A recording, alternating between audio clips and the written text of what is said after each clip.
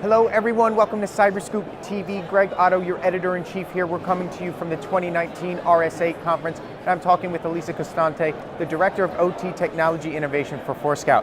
Thanks for joining us today. Thank you for having me. So, when we talk about industrial control systems, a lot of the times everybody automatically jumps to the power grid, but there's so much more technology out there when we're talking about these systems, including building systems and how they're connected and how everything inside a building is connected when it comes to HVAC and all of the other things that go on inside a building. So recently there was some research published about some vulnerabilities in those systems, and I would love to hear about it from your perspective. Yeah, so what we did in our research was to look at something like this very building, but when you speak about building automation system or smart buildings, people doesn't always understand that that also has to do with hospitals or airports or mines or tunnels.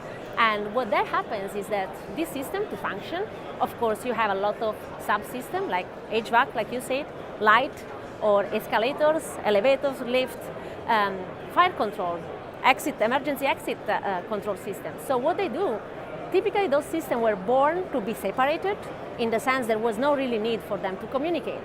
But now it's more necessary for them to communicate in order to boost new use cases. For instance, rather than saying, do not use the lift in case of fire, the lift just goes shut down and you cannot use it, right?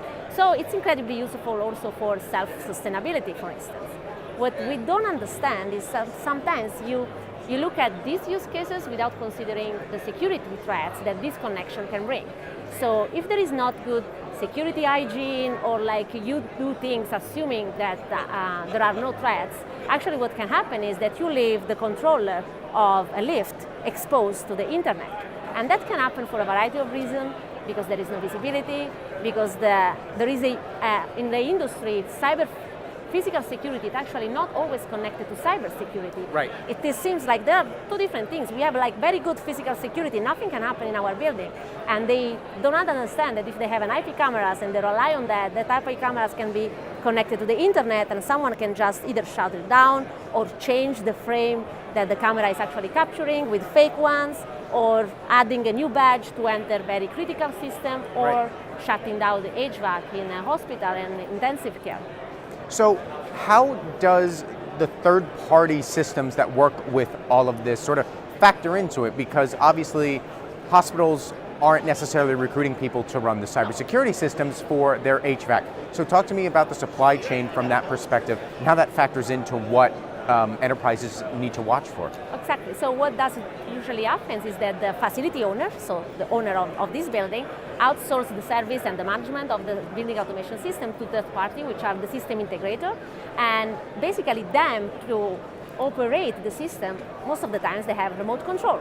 They have access to even physically to the building control rooms. Right. So what they need to know, they are the first one that need to be security, not expert, but at least security savvy. They need to know that they do not need to leave the default configuration in IP cameras. So if you go, actually, funny story from the trenches. You go and you look at IP cameras and you see like, it's just an IP camera, right? You will only have information about the like protocols about real-time streaming protocols. Okay. Actually, if you go and you see the camera, by default, you have default credential, non-authenticated protocols, and protocols that don't even need to be there, like SSH, FTP. Why are they enabled by default? Like the people installing the system integrator, they need to consider also the cybersecurity aspect of the building management system that they control. So a lot of this, when we talk about it, we talk about IT and OT and the convergence of that.